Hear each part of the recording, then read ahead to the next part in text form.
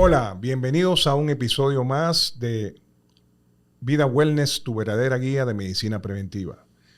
En el día de hoy tenemos un invitado muy especial. Es un compañero de estudios de medicina, es de La Vega. Estuvimos juntos en la carrera de Pucamaima y hemos mantenido una comunicación durante todos los años posteriores a nuestra formación. Él es psiquiatra y con él vamos a tocar temas interesantísimos de las enfermedades mentales y le damos la bienvenida a Julio Chestaro, cariñosamente Yuyo. Yuyo, bienvenido. Luis, muchas gracias y es un placer para mí poder, primero, encontrarme contigo y segundo, estar en este programa que tú estás tan certeramente dirigiendo. Yo creo que una de las cosas que pasa en el mundo de la medicina, ya algunos hasta me citan porque yo en una conferencia dije que lamentablemente la salud mental es la cenicienta del sistema de salud y que no es un fenómeno solamente de República Dominicana, sino que es un fenómeno prácticamente a nivel mundial. Así es, de eso y otras cosas vamos a hablar, Yuyo, pero para introducir el episodio, cuéntame de ti. ¿Dónde naciste? ¿Dónde estudiaste? Adelante. Bueno, yo nací realmente en Santo Domingo, pero nací en el 62, ahí vino la revolución. Mi padre era de los jóvenes que tenían ideales revolucionarios. Caco caliente. Y por poco le iban a arrancar la cabeza y mi abuelo lo sacó del país. Y entonces ahí nos fuimos a vivir a Estados Unidos. Yo estudié en Estados Unidos y... ¿Estudiaste toda tu escuela? Sí. ¿Hasta el bachillerato? Sí. Entonces, cuando yo tenía como 12 años, yo soy muy atópico, muchas alergias. Y la primavera yo la pasaba muy mal y tratamientos van, vienen, no resolvían. Hasta que un día el alergólogo le dijo a mi familia, oiga, me necesito un cambio de escenario. Y de manera jocosa, dijo, por ejemplo, yo creo que si ustedes se van a Alaska, él no va a tener problema de la alergia. Y yo dije, pero tampoco lo tengo en Santo Domingo, y Santo Domingo es más atractivo. Entonces vine a República Dominicana, decidí estudiar medicina y la alma mater que escogimos fue la Pucamaima. Donde coincidimos. Pero estudiar medicina porque hay alguna motivación familiar, tú tienes sensibilidad, te gustaba, te ibas a ser rico estudiando medicina. ¿Por qué tú estudiaste medicina? Fíjate, en mi familia habían varios médicos, tíos, con el cual yo me identificaba muy bien. De hecho, yo pensaba que yo iba a ser ginecólogo hasta que descubrí que ellos no tenían vida. Y eso me despertó el interés.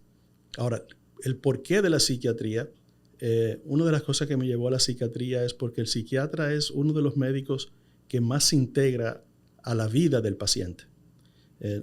No solamente nos podemos enfocar en resolver el problema. Por ejemplo, si a mí me llega un paciente con una depresión, claro, mi primer propósito es que desaparezcan los síntomas de la depresión. Pero también tengo que trabajar, y si hago mi trabajo bien, esa persona tiene que reinsertarse y recuperar funcionabilidad y contribuir a la sociedad y a todo su entorno. Yuyo, ¿por qué hay tanta depresión hoy? ¿O es una apreciación no correcta? ¿Está la depresión presente entre nosotros? Sí, yo entiendo que sí. Y de hecho, después de la pandemia también las cifras aumentaron un poco. Por ejemplo, sobre todo en los jóvenes. Esos jóvenes que tenían 12, 13 años, ya adolescentes iniciando, realmente la pasaron muy mal. Un tiempo de mucha incertidumbre. Probablemente la etapa donde más importante es la sociabilidad, es en esa etapa de la vida, y eso se vio truncado, encerrado en una casa. Y por suerte teníamos el acceso a las redes donde ellos podrían socializar, pero nunca fue igual. La depresión yo creo que también es producto de que nosotros muchas veces nos dejamos alimentar de cosas. Fíjate, hoy en día yo me puedo sentar en mi casa, va a comenzar la temporada de béisbol, y yo poner 16 juegos en una pantalla. Cuando nosotros comenzamos la universidad, nosotros tuvimos que esperar que Tromato Troncoso los sábados pasara un juego de pelota grabado de la semana. Diferido. En diferido. Pero también todo ese acceso inmediato a la información también te va creando un sentimiento de inadecuación. Y sobre todo cuando tú estás en una etapa vulnerable. Entonces, en esas etapas tempranas, por ejemplo, la vida que se proyecta muchas veces Lo que a tú través sueñas. de las redes. Lo que tú, bueno, Y okay. Lo que tú ves. Y tú comienzas a ver otro viviendo aparentemente lo que tú sueñas y que tú no estás alcanzando. Eso genera mucha frustración. Y la frustración es depresión. Y o lleva a la depresión. Podría llevar si se sostiene y se prolonga por un tiempo. Pero si también nos ponemos a ver el maltrato que se le hacen a las personas. Porque si tú publicas, una muchacha, por ejemplo, publica una foto y se ve que está un poco pasada de peso. Ella sabe que está pasada de peso. Ella no necesita que tú se lo digas y que tú la ataques o la agredas por eso. Entonces eso también va lacerando lo que es la autoestima. Y indiscutiblemente nosotros también estamos viviendo de una manera donde quizás nos entregamos mucho a lo que son los deberes, pero también descuidamos lo que es la parte personal. Y como tu programa se llama el wellness, por ejemplo, eso es lo primero que sacrificamos. Cuando una persona está trabajando y está teniendo éxito en su trabajo, ¿qué es lo que más sacrifica? A la familia, a las horas de descanso, al tiempo de placer. ¿Por qué? Porque no tengo tiempo para eso. El trabajo me absorbe. Entonces, todos son muchos los factores. ¿Cómo un ser humano, como uno de nuestros, de la audiencia, puede empezar a entender que está siendo depresivo? Mira, ¿Cuáles son los síntomas tempranos o iniciales? Yo siempre digo que la depresión uno la detecta muchas veces por los cambios. Cambios, por ejemplo, en el sentido, si tú eres una persona que los sábados te levantas temprano y te vas a jugar golf y de repente tu esposa nota que tú tienes 3 fines de semana que no te has quedado en la cama acostado y no has ido a jugar. Si tú eres una persona, por ejemplo, que normalmente no tomas y de repente comienza a aumentar el consumo de alcohol, eso también es una señal, porque los hombres, muchas veces la depresión no la expresamos como la mujer en cuanto al sentimiento de tristeza. Los hombres muchas veces, incluso cuando están deprimidos, es que más trabajan, como una forma de escape. Y de hecho hay depresión, por ejemplo, la depresión es muy interesante porque lo que nosotros hablamos como la enfermedad, que dicho sea de paso, hasta se ha trivializado un poco la palabra depresión porque ya nadie habla de que está triste. La gente dice, estoy depre. No, depresión y tristeza son dos cosas muy distantes. Son diferentes. Muy diferentes. Y la depresión abarca diferentes condiciones. Por ejemplo, una persona puede estar depresiva con lo que nosotros llamamos un trastorno depresivo mayor. Pero una mujer puede desarrollar una depresión posparto. Y es tan variable porque el ser humano es variable. Por ejemplo, nosotros, los que estamos aquí presentes, todos podemos tener la misma depresión en cuanto a código. Tú puedes decir, por ejemplo, en base al CIE, una depresión, F, etc. ¿Cómo se catalogan? Sí, pero no tenemos la misma depresión, porque tenemos genética diferente, tenemos historias de vida diferentes, tenemos situaciones sociales y económicas diferentes.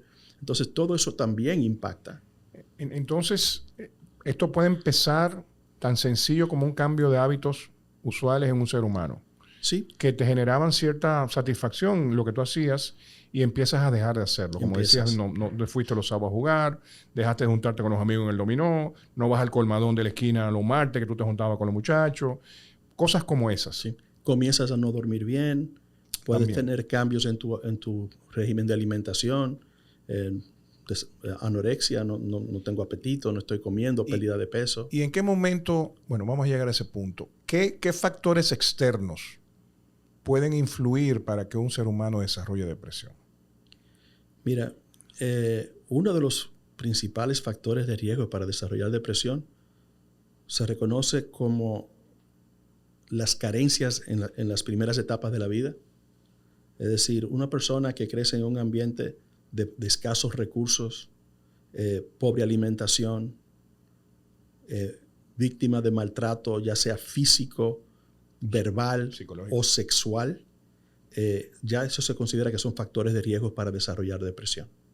¿Y ya en la adultez? En la adultez hay una palabra que es muy bonita y que es lo que llamamos la resiliencia. No todos tenemos la misma capacidad de sobreponernos a las dificultades que nos presentan en la vida. Entonces, el que tiene baja capacidad de resiliencia es una persona que es más vulnerable. Tú ves, por ejemplo, que hay personas que hoy deben 10 millones de pesos y duermen como un niño. No es que ellos no lo van a pagar. Ellos están preocupados, están haciendo las gestiones por pagar, pero duermen como un niño. Sin embargo, tú ves otro que debe 10 mil pesos y no lo tiene, y ese tiene ya 2 semanas que no duerme. Yeah. Entonces, hay también factor de crianza que también influye. Por ejemplo, cuando los padres sobreprotegemos tanto a nuestros hijos, no le permitimos desarrollar esa capacidad de ellos valerse por sí mismos y de resolver conflictos. Entonces, cuando se presentan los conflictos, se sienten indefensos, y eso también puede contribuir. ¿Y en qué momento se debe ir al psiquiatra? ¿Cuándo un ser humano que puede estar presentando sintomatología de depresión, pero se resiste a la visita al psiquiatra porque tiene miedo de que le digan estás deprimido, tiene miedo de que lo mediquen, tiene miedo de que lo puedan considerar como una enfermedad mental, y eso es un tabú en nuestra sociedad, tú lo sabes mejor que yo? Pero ¿en qué momento debería asistir? Mira, yo creo que el mejor momento es al comienzo, es cuando tú comienzas a notar que no me siento bien.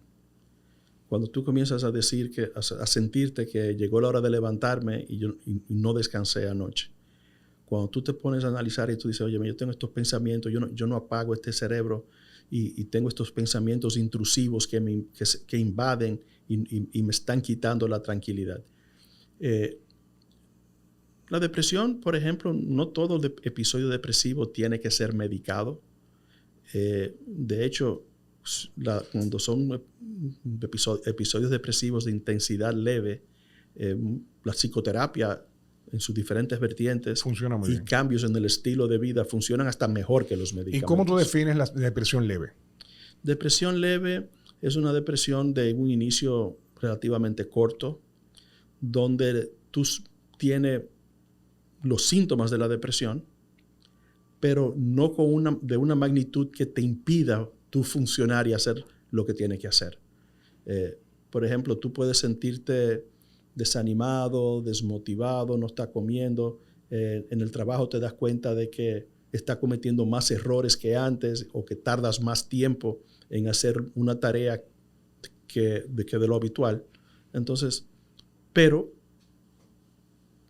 estás funcionando, estás haciendo el trabajo. Podríamos decir eso sería que es leve. Ahora, ¿cómo lo establecemos realmente? Con escalas de medición. Hay unas escalas que se usan para la depresión, como la escala de Montgomery-Åsberg, como la escala de Hamilton, como la escala de Beck, que ellas vienen con unos intervalos donde si la puntuación está entre esto y esto, se considera normal. Si está entre esto y esto, leve. Moderado. Entonces, es la mejor manera, porque de otra forma quedaría todo de una manera muy subjetiva. Ya. Y es la tristeza, el llorar, el estar apartado, guardado en una habitación oscura, ¿eso es sinónimo de depresión o no necesariamente? Podría ser el inicio. Por ejemplo, el DSM, que es el manual de los Estados Unidos para el diagnóstico de las enfermedades, reúne 9 síntomas, pero también le pone una condicionante, y es que esos síntomas deben estar presentes por 2 semanas consecutivas. Ok. ¿Cuáles son esos síntomas? Por ejemplo, primero, humor deprimido. Es decir, hay personas que tú le ves la cara y seguido tú dices, ¿qué le estará pasando? El segundo es lo que se llama anedonia, que es la pérdida de la capacidad de disfrutar en las cosas que antes eran placenteras. De ahí vienen después las alteraciones del sueño, que puede ser tanto exceso de sueño o como no dormir lo suficiente. Con la alimentación puede venir también la parte cognitiva, lo que es la velocidad de procesamiento, a veces se pone un poquitito más lenta. También lo que es la parte de los pensamientos suicidas, que es la parte que más terror nos da cuando tenemos una persona con depresión. Aunque el suicidio no es exclusivo del paciente que sufre de depresión, el paciente que tiene trastorno bipolar lo hace, el paciente que sufre esquizofrenia también lo hace, pero uno lo asocia más con la parte de la depresión. ¿Qué % de los pacientes diagnosticados con depresión terminan quitándose la vida? Si no me falla la memoria, creo que de los pacientes que se quitan la vida, creo que andan por el 40% de los depresivos. Terminan en un suicidio o un intento de suicidio. O intento. Porque, de hecho, los finlandeses hicieron un estudio hace unos cuantos años atrás y ellos establecieron que el 90% de las personas que se quitan la vida tienen un trastorno mental, diagnosticado o no. Y por eso es que la parte preventiva, si un día uno quiere incidir en disminuir las estadísticas del suicidio, tiene que comenzar con la prevención. Y una de las cosas que tiene que disminuir grandemente todavía en nuestro país es la estigmatización, eso que mencionábamos, por ejemplo. Todo es depresión. No, yo me refiero en el sentido de que hay personas que le da temor buscar la ayuda para no ser etiquetado. Ah, tú te refieres a ese tabú. Sí. Bulo que sí. Lamentablemente, por ejemplo, si un paciente mío que trabaje para una empresa, yo le tengo que dar una licencia, esa licencia no se ve igual cuando la llevan al trabajo que si cuando la da un cardiólogo o cuando la da el ginecólogo. El tipo está loco. O sea, y en algunos casos, en el primer recorte de empleados que se presente, ese es el primero que se va. Eso pasa. Eso pasa todavía. ¿Y cómo se puede revertir? ¿Cómo se puede trabajar con una sociedad que entiende que todavía la enfermedad mental es invalidante, la enfermedad mental es un tabú, la enfermedad mental es como una lepra, que tú no puedes acercarte a esa persona y por ende yo tengo el temor de ir a ese médico porque me van a ver y van a decir que fui al psiquiatra, que estoy loco? Si lo hago de noche, si lo hago en fin de semana o en algún sitio donde nadie me pueda ver. ¿Cómo se puede las sociedades que han logrado avanzar en eso, cómo lo han hecho? Tú sabes que una de las cosas que ha ayudado y que nos lo dejó la pandemia es que esas personas que tienen ese temor a ser vistos ya te dicen, usted me puede consultar por plataforma. Eso se está haciendo. Y eso se está haciendo mucho. Okay. Y yo creo que, por ejemplo, yo era uno que pre-pandemia yo decía, no, eso no funciona. El cara a cara es lo ideal. Y todavía sigue siendo el ideal. Sí, es el ideal. Pero es una alternativa. Ante una persona que esa es la única opción que da para recibir la ayuda, entonces esa es la mejor opción. Y si tú fueras a medir, no quizás tu consulta, pero conversando con alguno de tus colegas, de cada 10 pacientes, ¿cuántos pueden preferir la vía virtual? Yo te diría que de cada 10, 2 o 3 la prefieren. Un 20-30%. Sí, porque él es más cómodo también. Y lo que hablábamos ahorita, muchas veces no tienen que pedir el permiso en el trabajo para ir al médico. Lo hacen en su hora de almuerzo, se montan en el vehículo y prenden el teléfono y consultan desde ahí. Y la terapia funciona igual. Y la consulta funciona igual. Sí. Bueno, pues es una muy buena alternativa. No sabía qué estaba haciendo, qué bueno que está haciendo, porque eso indica que la gente tiene otra posibilidad de poder conectarse con su médico psiquiatra. Entonces, ¿podemos decir que la depresión se cura, Yuyo? Yo diría que todo depende de cómo definimos cura. Tú no te imaginas las veces que me preguntan esa pregunta toda la semana y yo siempre doy la misma respuesta. Yo digo que si nosotros vemos como cura algo que desaparece de ti y jamás vuelve a aparecer, entonces ninguna enfermedad se cura, solamente las quirúrgicas. Porque bajo ese concepto entonces diríamos que la gripe no se cura. Porque ahora mismo estamos en un brote de influenza, pero en el otoño e invierno del año que viene va a pasar lo mismo y tú puedes repetir. Es una enfermedad que afortunadamente tenemos muy buenas herramientas para tratarla. El arsenal farmacológico para tratar la depresión aquí en República Dominicana está prácticamente a la par con lo que tiene Estados Unidos y Europa. Las ofertas de medicamentos en los países de primer mundo. Sí. Que los precios a veces son un poquitito inalcanzables y las ARS se agachan bastante y no aportan lo que deberían, también es cierto. Pero tenemos esos recursos. Yo entiendo que cada vez más el trabajo entre el psiquiatra y el psicólogo debe ser en forma de equipo. Y muchos de estos pacientes, además de medicamentos, también hay que introducirle una especie de tratamiento psicoterapéutico. Entonces, esa combinación suele ser lo que mejor resultado da. Ahora, el paciente con depresión es un paciente que a veces sufre porque su entorno no lo entiende. Okay. Y le utiliza palabras como, óyeme, tienes que esforzarte un poco más, levántate de ahí. Precisamente... Y eso no funciona así. Eso no funciona porque en el fondo tú lo que estás contribuyendo a que la persona se hunda más, porque el paciente con depresivo lo interpreta como que tú le estás diciendo, tú eres un flojo, tú eres un haragán, tú lo que quieres está acotado. No. Esta mañana yo le decía al acompañante de una paciente, porque en el transcurso de la consulta ella me había dicho, ya interrumpido 4 veces para decir, dígale doctor que ya tiene que esforzarse y poner de su parte. Dígale doctor, o sea, marcándote a ti sí. cómo hacer el tratamiento. Y ya a la cuarta le dije, mira, una pregunta señora, si ella tuviera ahora mismo la pierna rota en 4 sitios, ¿usted le pidiera que caminara derecho? ¿Se quedó callado? Pues mire, la mayor injusticia con las enfermedades mentales es que no tenemos una radiografía, no tenemos una batería para decirle, mira, esto es lo que está dañado, este es el problema. Entonces, se sugiere que el entorno y el familiar del paciente diagnosticado con depresión debe educarse un poco, debe formarse un poco de cómo caminar con ese paciente. Sí, yo entiendo que eso es una labor nuestra que tenemos que también sacar un tiempecito y hablar con la familia y decirle lo que está pasando. Y entiendo también que no es tanto como el paciente con depresión, pero también al que cuida, también hay que prestarle atención. Por ejemplo, recientemente estaba leyendo un estudio y se refería a la esquizofrenia y decía que los padres de hijos que tienen esquizofrenia consultan más al psiquiatra que los padres de los niños que contienen cualquier otro tipo de enfermedad. Ya, hay un tema ahí. Es que es entendible, porque debe ser una situación que amerita consejo, acompañamiento profesional, porque no debe ser fácil.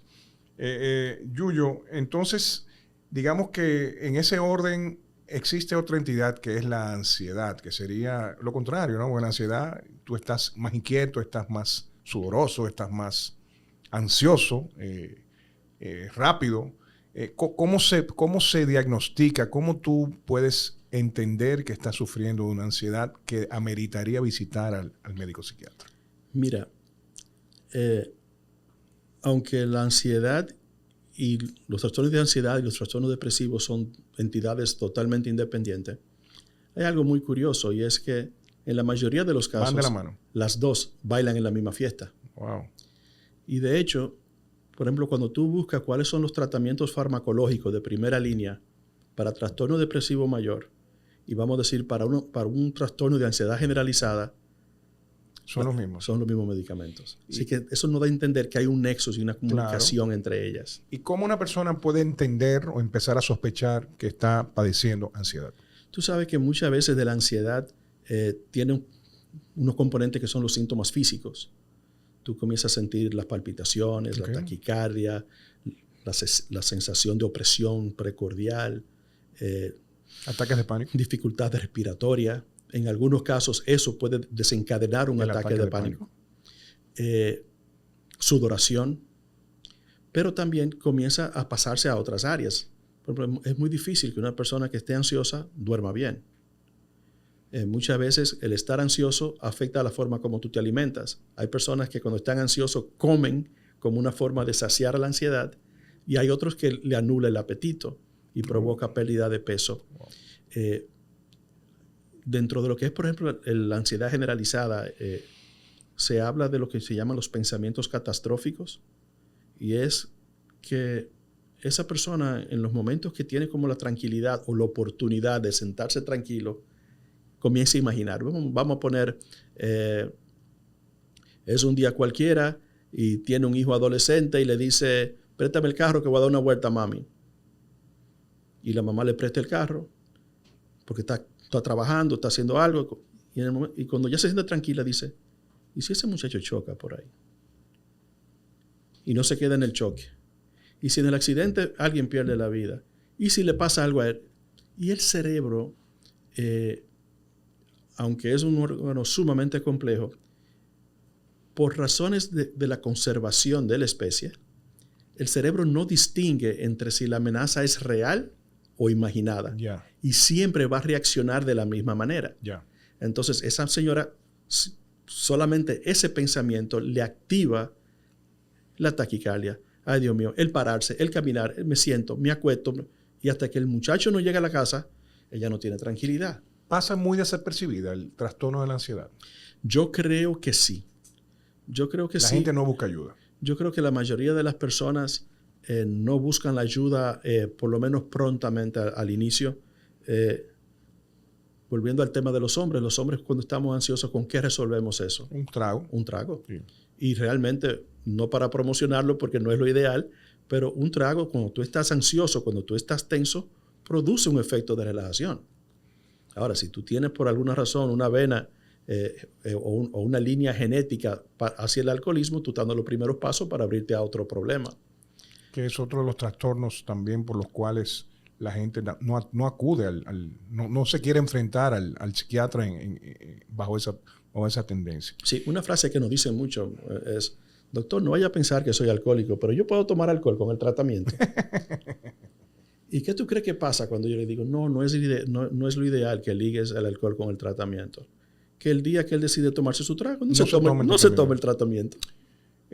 Bueno, porque se potencializarían los dos en este caso. Sí. Es como echarle gasolina al fuego. Sí, son depresores los dos. Y esa es otra cosa. Por ejemplo, a veces las personas cuando están deprimidas toman alcohol, pero lo peor que una persona con depresión puede hacer es tomar alcohol. Se hunde más. Se hunde más. Pero también la ansiedad es tratable, igual que Sí. es farmacológico el tratamiento, lo que tú decías al principio, que son medicamentos similares para ambas entidades. Sí, pero hay algunos trastornos de ansiedad que realmente no es necesario. Por ejemplo, las fobias. Las fobias se manejan muy bien con psicoterapia y de hecho hay algunos tratamientos con realidad virtual para tratar fobias. O sea, que te pone como una máscara para tú. Sí, sí. Te tiran de un avión, por decirte algo, para abajo, a ver. Sí, claro, te van desensibilizando, pero te llevan a vivir la experiencia. Pero entonces, en este caso, yo te digo una cosa. Casi el 8%, yo lo he calculado, de los pacientes que atendemos en los centros para resonancia magnética salen huyendo. Tienen una claustrofobia, pero agudísima, severísima. ¿Cómo tú sensibilizas a un paciente una vez se devolvió del túnel para que entre? Eso es imposible. No, hay que sedarlo. No hay otra. Definitivamente, o ponerlo en una resonancia abierta. También. Que ustedes la tienen, a propósito. Sí, ya llegó. Vamos a tener esa... Es una primicia que estamos dando aquí en el episodio. En unas 3 semanas tenemos en Cresa, Santiago, un equipo nuevo de resonancia abierta para poder atender a eso que decías de las fobias, que yo la vivo muy de cerca con los pacientes. Hay gente que vocea, que una vez, al segundo de estar acostado con el túnel, metido en el túnel, se desesperan, pero patológicamente. Sí. Ahora, esas personas normalmente no buscan ayuda. ¿Por qué? Porque lo ven como algo tan eventual. Claro, pero hay gente que no se monta en un ascensor. No. Porque tiene claustrofobia del ascensor. Sí, y todavía vivimos en un país que aunque ya están surgiendo muchas torres, todavía es manejable para algunos. Manejable. Hay gente que si va a una pirámide en una excursión no se mete por alguna situación porque es estrecho y es oscuro, y eso yo lo he visto también. Yo me meto por lo estrecho y oscuro. Ahora, como mea culpa, a mí montarme en un avión y mirar por la ventana el vuelo entero no me hace nada. No, pero en el aterrizaje sí. Pero mirar hacia el vacío. En un edificio. En un edificio o algo libre, no, yo ni me acerco. El año pasado el Congreso de la Sociedad Americana de Psiquiatría fue en Nueva York. Y yo andaba con Laura y fuimos a Vanderbilt. Pues todo el mundo estaba burlando de mí porque todo el mundo estaba pegado del ventanal y mirando hacia abajo. Y yo estaba pegado a la pared allá atrás. Bueno, eso es un trastorno. tiene un nombre, el trastorno en altura. Sí, sí. Hay algo fobia, pero no me acuerdo ahora, una de las fobias famosas. Yuyo, en esta parte de este conversatorio, yo quisiera tocar un tema que es de interés y es actual. Las redes sociales y la salud mental de los seres humanos. Dime desde tu perspectiva, desde la perspectiva de psiquiatría, ¿qué tanto está afectando el incremento, el uso, la dependencia de las redes sociales en la salud mental de los seres humanos? Bueno, ya se habla, por ejemplo, de lo que es la adicción al celular, la adicción a las redes. Y ¿se puede hablar de adicción? Sí. Así como una droga. Porque es una dependencia. Sí. ¿Cómo funciona eso? Fíjate, tú te das cuenta de que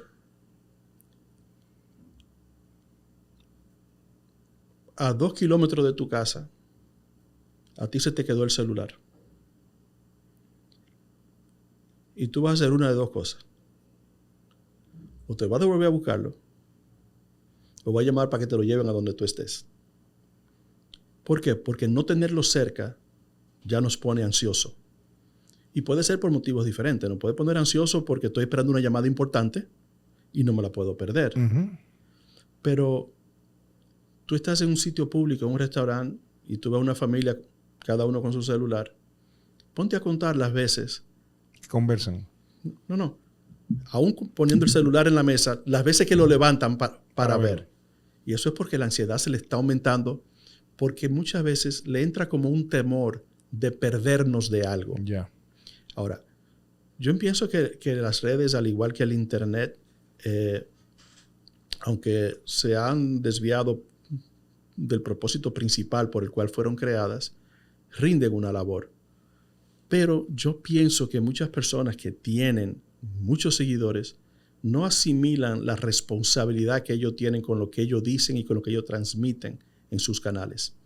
Y a veces hacen más mal que bien.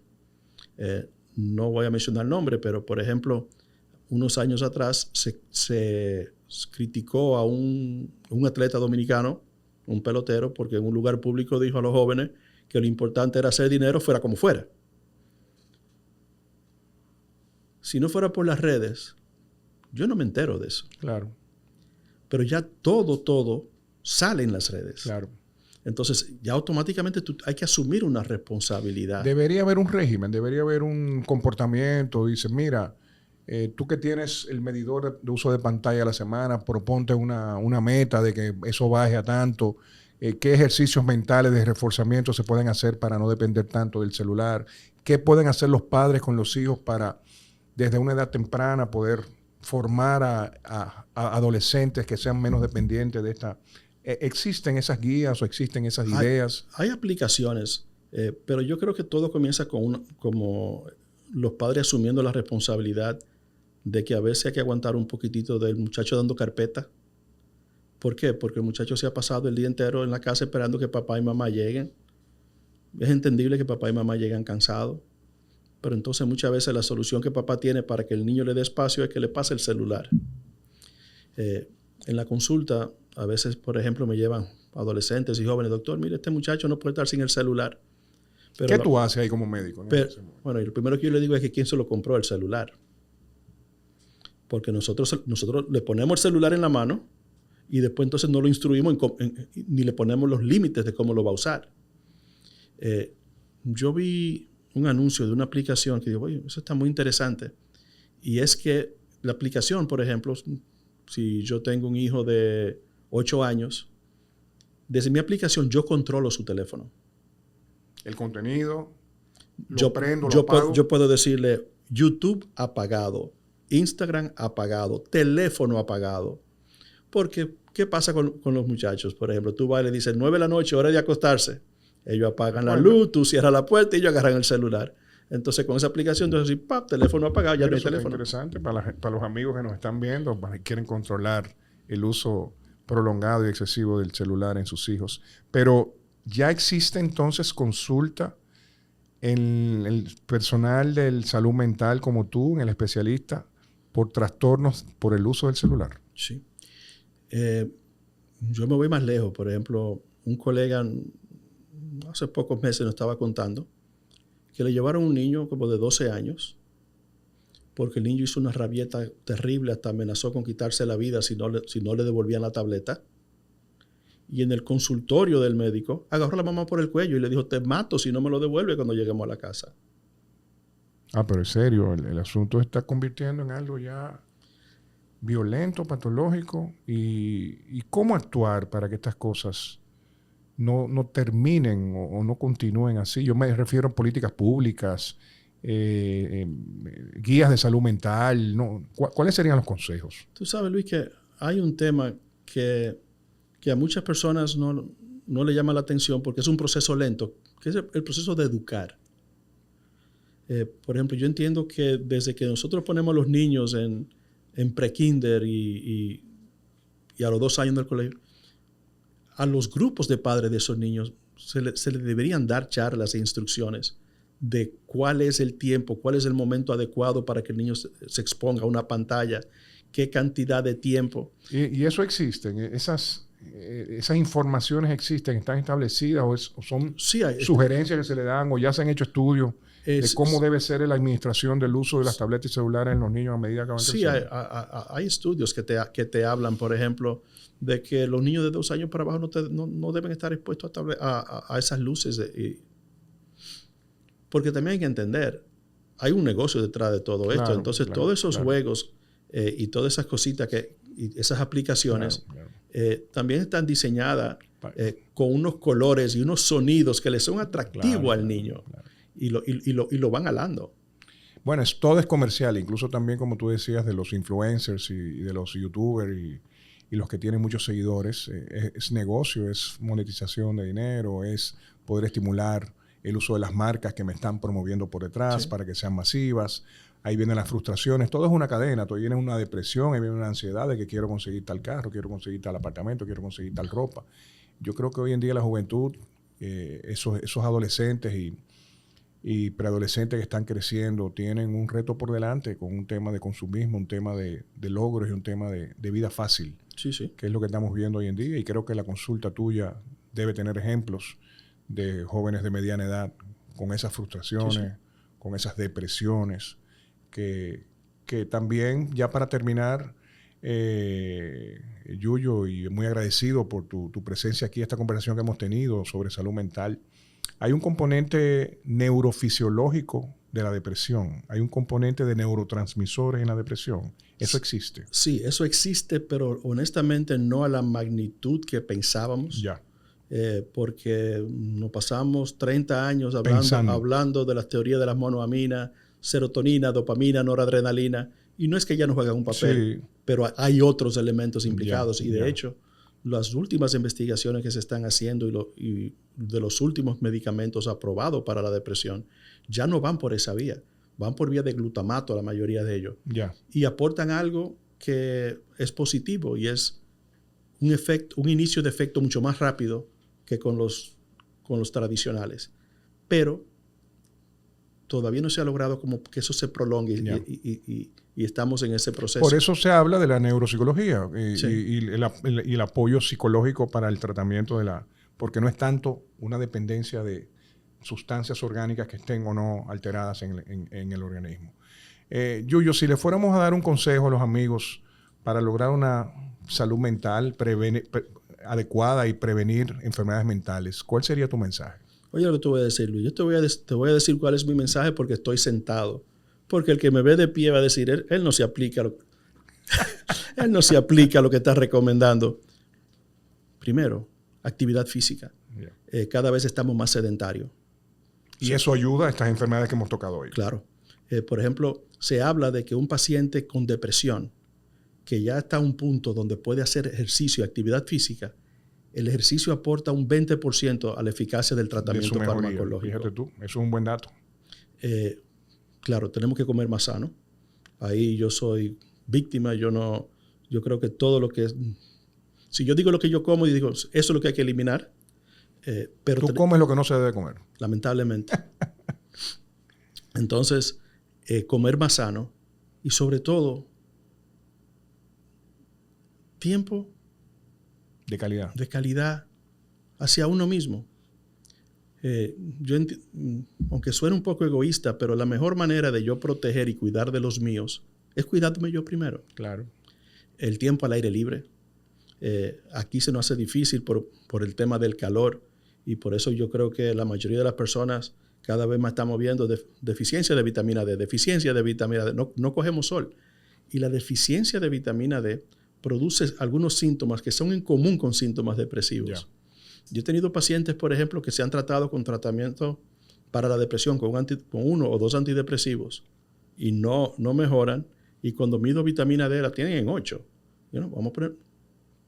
Sube vitamina D. Cuando sube vitamina D mejora. Mejora. Mira, eso es un buen dato. Bueno, yo creo que hemos tenido un conversatorio interesantísimo. Yo creo que hay que decirle a la gente que no le tenga miedo al psiquiatra. Señor, el psiquiatra es uno de los médicos más simpáticos que hay, de los médicos más cálidos que hay. El psiquiatra no muerde, ayuda, resuelve. y tenemos que estar conscientes que las enfermedades mentales están ahí.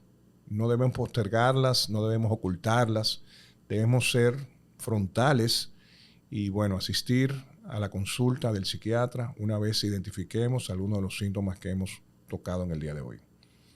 Yuyo, muchas gracias. Gracias, Esperamos Luis. verte en un segundo episodio de Psiquiatría. A ustedes, amigos de Vida Wellness, la verdadera guía de medicina preventiva, gracias por su preferencia y nos veremos en un nuevo capítulo de esta Vida Wellness, tu verdadera guía de medicina preventiva.